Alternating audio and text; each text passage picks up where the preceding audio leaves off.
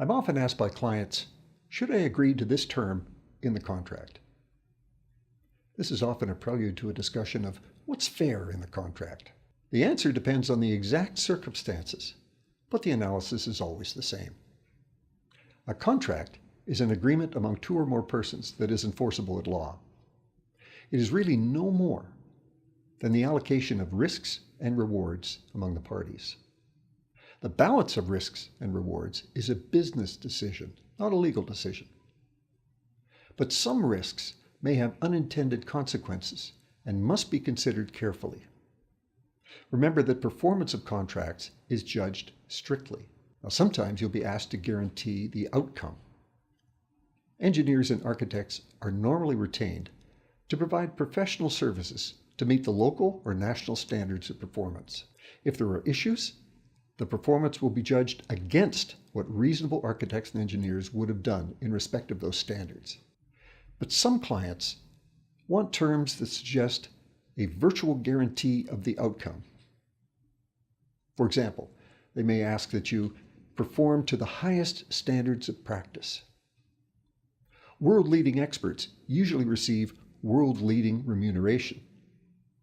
By definition, very few can meet this standard. Performance to the satisfaction of the client or in the client's sole judgment is another term. Subjecting yourself to the whims of a client is risky. Being asked to certify drawings are complete and correct. While you should be prepared to correct drawings that have errors, you should not expose yourself to damages for breach of such a certification. You may be asked to certify compliance with all laws, codes, and regulations. It's unlikely that you'll even know of all laws, codes, and regulations which might apply. Some may even conflict. Certifying compliance may actually be a legal decision.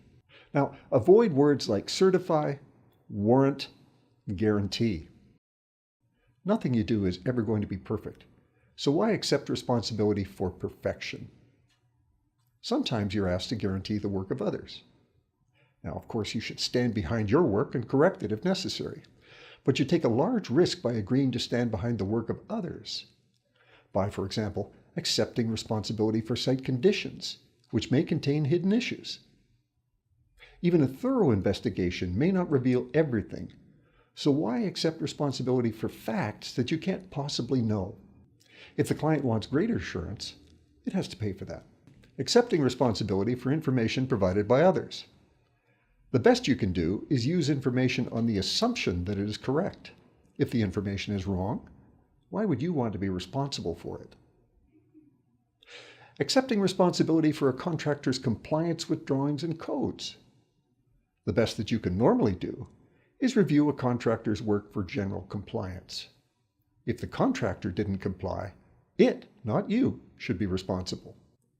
Accepting responsibility for subconsultant's performance.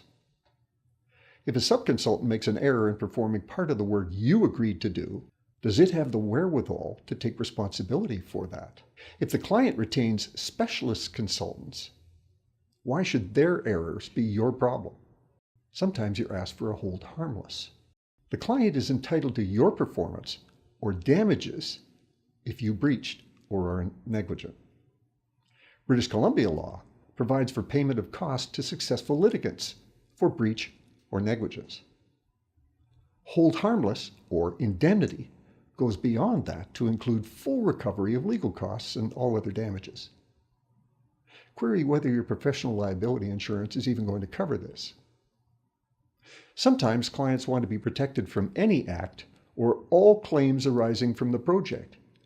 This may well be more than just your breach or your negligence or anything within your control. If you're asked to assume the client's defense, who's going to control the defense? Now, in summary, contracts are about the allocation of risks.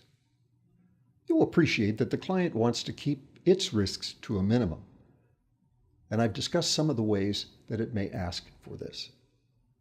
Is it worth it to you to bet the company on every job?